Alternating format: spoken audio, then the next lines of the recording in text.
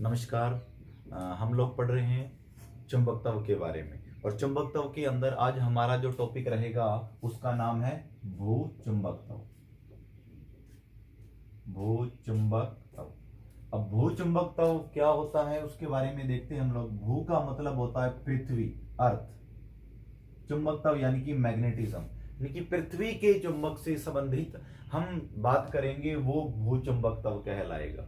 तो भूचुंबकत्व क्या होता है कि पृथ्वी एक चुंबक की तरह बिहेव करती है, तो पृथ्वी के चुंबकत्व को ही भूचुंबकत्व या पार्थिव चुंबकत्व कहते हैं। कि पृथ्वी जो है एक चुंबक की तरह ही बिहेव कर रही है और पृथ्वी का जो चुंबकत्व है इसी को ही हम लोग भूचुंबकत्व अर्थात पृथ्वी का चुंबकत्व या पार्थिव चुंबकत्व कहते हैं। अब पृथ्वी एक चुंबक की तरह बिहेव करती है, इसके अंदर चुंबक है, ये हमें कैसे पता चला? तो इसके कुछ गुणों से हमने कुछ पुष्टि की गई है कि जिस प्रकार से हम देखते हैं कि एक दंड चुंबक होता है और दंड चुंबक को यदि हम स्वतंत्रता पूर्वक लटका देते हैं तो वो सदैव उत्तर दक्षिण दिशा में, नॉर्थ और साउथ डायरेक्शन के अंदर ठहर जाता है। तो इसका मतलब ये हुआ कि वो जो दंड चुंबक होता है वो पृथ्वी के चुंबकत्व की वजह से ही तो कार्य कर रहा है कि उत्तर दिशा की ओर जो संकेत कर रहा है वो उसका उत्तरी ध्रुव बन रहा है और जो सिरा दक्षिण दिशा की ओर संकेत कर रहा है वो दक्षिणी ध्रुव बन रहा है। तो ये पृथ्वी के जो चुंबकत्व के कारण ही हो रहा है। तो हमें यहां से पता चलता है कि पृथ्वी के अंदर चुंबकत्व है, जिसकी वजह से जो दंड चुंबक है या फिर चुंबकीय सुई है उनको स्वतंत्रता पूर्वक लटका दें तो उत्तर दक्षिण दिशा के अंदर ठहरते हैं। तो ये पृथ्वी की ही चुंबकत्व के कारण हो रहा है, भूचुंबकत्व के कारण, पार्थिव चुंबकत्व के कारण हो रहा है।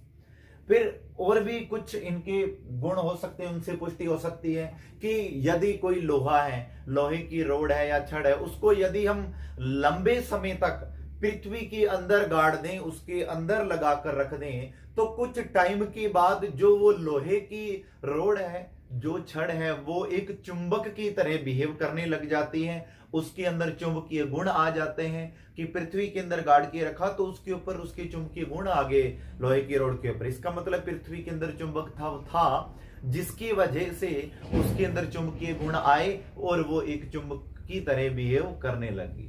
और भी हम देख सकते हैं, हमने एक उदासीन बिंदु पॉइंट पढ़ा था, न्यूट्रल पॉइंट, उदासीन बिंदु, कि उसके अंदर क्या था कि चुंबक से दूर चलते जा रहे हैं तो चुंबक का चुंबकीय क्षेत्र खत्म होता जा रहा है और एक पॉइंट ऐसा आता है, एक स्थिति आती है ऐसी जिसके ऊपर चुंबक का चुंबकीय क्षेत्र, जो चुंबकत्व तो खत्म हो जाता है, एंड हो जाता है, उसके बाद पृथ्वी का चुंबकीय क्षेत्र प्राप्त होता है और यहां पर हमें उदासीन बिंदु प्राप्त होते हैं। तो उदासीन बिंदु जो प्राप्त हो रहे वो पृथ्वी के चुंबकीय क्षेत्र के कारण हो रहा है।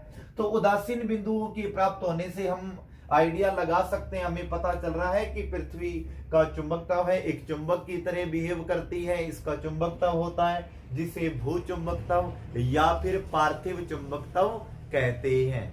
और ये जो पृथ्वी का चुंबकत्व है इसका मान पृथ्वी पर अलग अलग स्थानों पर अलग अलग होता है कि, और इसका जो मान होता है वो 10 की पावर -5 टेस्ला की कोटि का होता है। चुंबकीय क्षेत्र का मान अलग अलग स्थान होंगे, अलग अलग जगह पर चुंबकीय क्षेत्र का मान भी अलग अलग होगा पृथ्वी के ऊपर, और अप्रोक्स 10 की पावर -5 टेस्ला की कोटि का रहेगा जो चुंबकीय क्षेत्र होगा पृथ्वी का। पार्थिव चुंबकत्व का मान होगा वो 10 की पावर -5 टेस्ला की कोटि का रहेगा और अलग अलग स्थानों पर अलग अलग होता है। हम देखते हैं कि भूचुंबकत्व जो है, पृथ्वी का जो चुंबकत्व है, पृथ्वी का चुंबकीय क्षेत्र है, उसका कारण क्या है, वो किस प्रकार से बना है।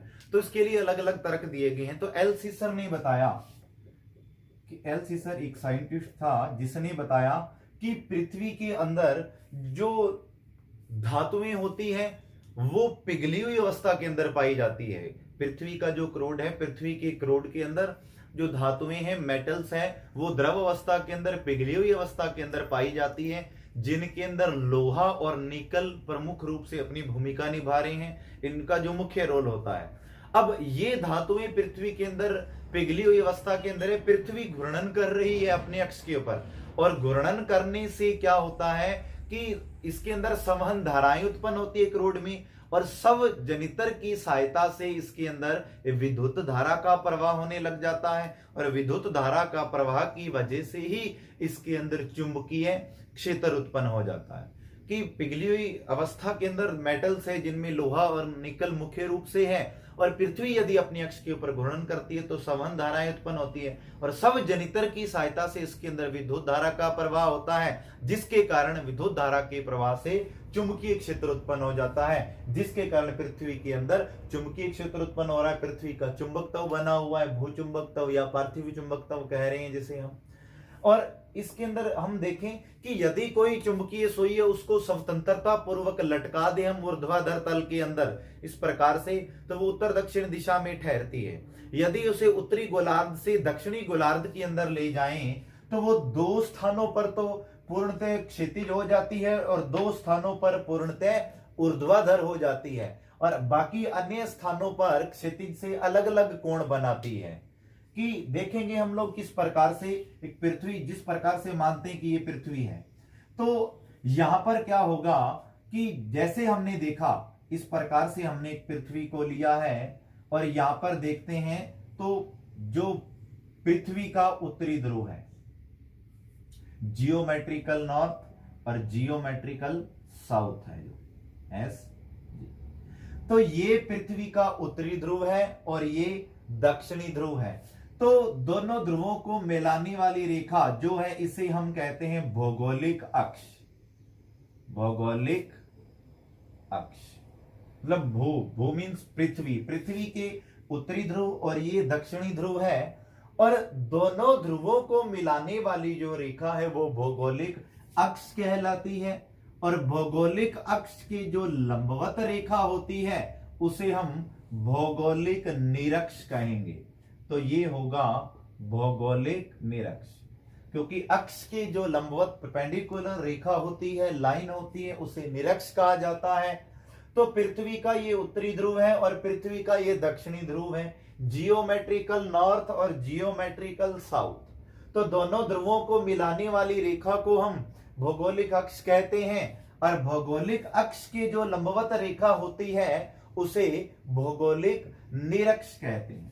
और यहां पर जो चुंबक के जो ध्रुव होते हैं वो थोड़े से साइड में होते हैं इस प्रकार से, और कितने साइड में, यहां से 11.3 डिग्री एंगल के ऊपर। कि ये तो है पृथ्वी के उत्तरी और दक्षिणी ध्रुव, लेकिन जो चुंबक के लिए जो पृथ्वी का जो चुंबकीय क्षेत्र है, चुंबक के लिए जो उत्तरी और दक्षिणी ध्रुव होंगे वो थोड़े से साइड में होते हैं। ये मैग्नेट का नॉर्थ है और ये मैग्नेट के लिए साउथ है। साउथ के लिए मैग्नेट और नॉर्थ के लिए मैग्नेट है। ये जियोमेट्रिकल नॉर्थ और ये जियोमेट्रिक के लिए साउथ है। और ये कितना साइड में है भौगोलिक वाले से? 11.3 डिग्री के ऊपर है। तो इसे चुंबक के दोनों ध्रुवों को मिलाने वाली रेखा को चुंबकीय अक्ष कहते हैं। तो चुंबक के दोनों ध्रुव हैं, उत्तरी ध्रुव और दक्षिणी ध्रुव। तो इन दोनों ध्रुवों को मिलाने वाली रेखा चुंबकीय अक्ष कहलाती है। और चुंबकीय अक्ष की जो लंबवत रेखा होगी उसे हम चुंबकीय निरक्ष कहते हैं। तो ये चुंबकीय निरक्ष। तो देखेंगे कि एक पृथ्वी है, ये भौगोलिक के लिए पृथ्वी का उत्तरी ध्रुव और ये दक्षिणी ध्रुव है। दोनों ध्रुवों को मिलाने वाली रेखा भौगोलिक अक्ष, और अक्ष के जो लंबवत होता है वो भौगोलिक निरक्ष हुआ। और इससे थोड़ा सा साइड में, कितना, 11.3 डिग्री साइड में चलें इस डायरेक्शन में, तो 11.3 डिग्री पर चुंबक का उत्तरी ध्रुव और दक्षिणी ध्रुव आता है। और इन दोनों ध्रुवों को मिलाने वाली रेखा चुंबकीय अक्ष कहलाती है।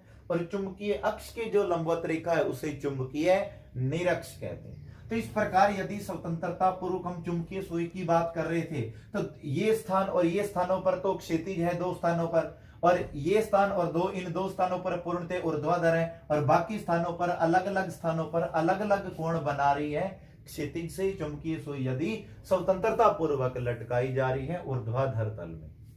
फिर नेक्स्ट आता है भूचुंबकत्व के अवयव, जो इनके हम कंपोनेंट पढ़ेंगे। अभी भूचुंबकत्व पढ़ा है, क्या क्या होते हैं तो देखेंगे। भूचुंबकत्व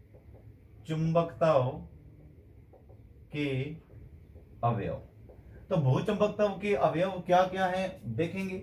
1 नंबर आता है दिक्पात कोण, एंगल ऑफ डिक्लाइनेशन, दिक्पात का कोण। तो दिक्पात कोण क्या होता है वो देखेंगे हम, कि एक तो हमने पढ़ा अभी भौगोलिक अक्ष, और एक हमने पढ़ा चुंबकीय अक्ष। तो जो भौगोलिक अक्ष है, ये जो भौगोलिक अक्ष गुजरा, यानी कि दोनों जो पृथ्वी के ध्रुव है उनको मिलाने वाली जो रेखा है वो भौगोलिक अक्ष है। तो भौगोलिक अक्ष से जितना भी ऊर्ध्वाधर तल गुजर रहा है, काल्पनिक तल पीछे वाला, कि ये हम बात करें तो ये भौगोलिक अक्ष, इसके पीछे वाला जितना भी तल गुजर रहा है, ऊर्ध्वाधर तल जो है हम बात करें तो इस प्रकार से जितना भी तल गुजर रहा है तो वो कहलाता है भौगोलिक याम्योत्र। भौगोलिक याम्योत्र।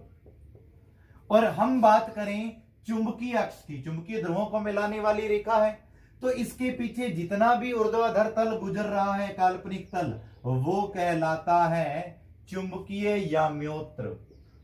चुंबकीय याम्योत्र। कि भौगोलिक अक्ष से गुजरने वाला जितना भी ऊर्ध्वाधर तल है वो तो हुआ भौगोलिक याम्योत्र, और चुंबकीय अक्ष से गुजरने वाला जितना भी पीछे तल ऊर्ध्वाधर गुजर रहा है वो हुआ चुंबकीय याम्योत्र। तो दोनों याम्योत्रों के मध्य बनने वाला जो कोण है, जो जिसे हम फाई या थीटा किसी जैसे फाई से रिप्रेजेंट कर लिया, तो वही दिक्पात कोण कहलाता है। अर्थात भौगोलिक याम्योत्र और चुंबकीय याम्योत्र के मध्य बनने वाला कोण दिक्पात कोण कहलाता है। कि जैसे हम देखें कि इस प्रकार से बात करते हैं हम लोग, कि ये तो हुआ एक भौगोलिक याम्योत्र, ये चुंबकीय याम्योत्र हो गया, इन दोनों के मध्य जो कोण बनेगा वही दिक्पात कोण कहलाता। फिर 2 नंबर इसका कंपोनेंट आता है भूचुंबकता का अवयव। 1 नंबर हमने पढ़ा दिक्पात कोण, तो 2 नंबर होता है नति या नमन कोण। तो नति या नमन कोण क्या होता है कि चुंबकीय याम्योत्र में चुंबकीय सुई पृथ्वी का जो परिणामी चुंबकीय क्षेत्र है, चुंबकीय सुई कंपास पृथ्वी का परिणामी चुंबकीय क्षेत्र, और चुंबकीय क्षेत्र की क्षैतिज दिशा के साथ जो कोण बनाती है, इसके मध्य जो कोण बनता है उसे ही नति कोण या नमन कोण कहते हैं। कि जो चुंबकीय याम्योत्र के अंदर जो चुंबकीय क्षेत्र की दिशा, जो परिणामी चुंबकीय क्षेत्र की दिशा और जो क्षैतिज दिशा है पृथ्वी के चुंबकीय क्षेत्र की, इन दोनों के मध्य जो कोण बनेगा उसे ही हम नति कोण या नमन कोण कहते हैं। इसके लिए हम देखेंगे कि यहां पर ये चुंबकीय ध्रुव थे और ये चुंबकीय निरक्ष था, निरक्ष, और ये अक्ष था चुंबकीय ध्रुव। तो चुंबकीय जो ध्रुव होते तो नति कोण का मान वहां तो 90 डिग्री होता है, और जो निरक्ष होता है, निरक्ष के ऊपर इसका मान 0 डिग्री होता है, क्योंकि यहां पर तो सुई ऊर्ध्वाधर हो जाती है लंबवत, और इन दोनों स्थानों पर जो होती है क्षितिज हो जाती है, लेट जाती है, इसलिए यहां पर 0 डिग्री कोण बनेगा और यहां पर 90 डिग्री बनेगा लंबवत दिशा। फिर हम 3 नंबर अवयव देखते हैं, इसके क्षैतिज और ऊर्ध्वाधर घटक आते हैं, इनके कंपोनेंट 3 नंबर, उनके बारे में हम देखेंगे कि ये पृथ्वी का परिणामी चुंबकीय क्षेत्र बी ले लेते हैं हम लोग, इसके कंपोनेंट लेते हैं, थीटा यहाँ पे बन रहा है नति या नमन कोण, तो ये घटक बन जाएगा बी साइन थीटा, और ये घटक बन जाएगा B cos theta, B cos theta, और ये बी साइन थीटा। हमने घटक लिए हैं क्षैतिज और ऊर्ध्वाधर, तो ये आधार कर्ण और लंब, आधार बटे कर्ण कोस तो बी कोस थीटा, और ये लंब बटे कर्ण तो साइन, बी साइन थीटा।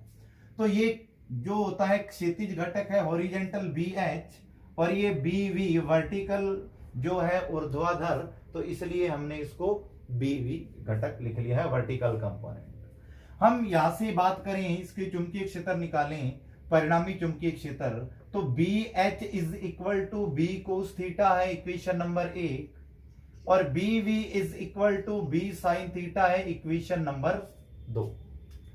तो हम लोग यहां से देखें कि इक्वेशन 1 का वर्ग करके और 2 का वर्ग करके हम जोड़ दें यदि दोनों इक्वेशन को, तो यहां से क्या बनेगा देखेंगे कि 1 का और 2 का वर्ग करेंगे तो यहां से बन जाता है B square cos square theta plus B square sine square theta is equal to B H square plus B V square. इसका वर्ग किया और इसका वर्ग करके जोड़ दिया, पूरे में से बी स्क्वायर कॉमन आया तो अंदर बचेगा cos square theta plus sine square theta is equal to B H square plus B V square. Cos square theta plus sine square theta की वैल्यू एक होती है, B square is equal to B H square plus B V square होता है।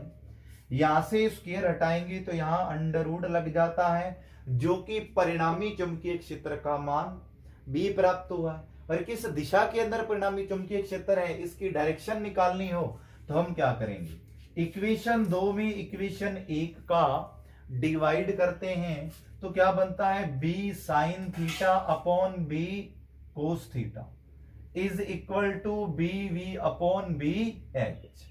B से B cancel, sine upon cos tan होता है, tan is equal to B V upon B H. तो theta is equal to tan inverse B V upon B H आ जाता है, जो कि इस थीटा की वैल्यू आई है। परिणामी चुंबकीय क्षेत्र की दिशा यहां से ज्ञात कर सकते हैं, और परिणामी चुंबकीय क्षेत्र का मान ज्ञात करना है, वैल्यू, तो हम इस फॉर्मूले से ज्ञात कर सकते हैं। ये इसका क्षैतिज घटक है चुंबकीय क्षेत्र का, और ये चुंबकीय क्षेत्र का ऊर्ध्वाधर घटक है।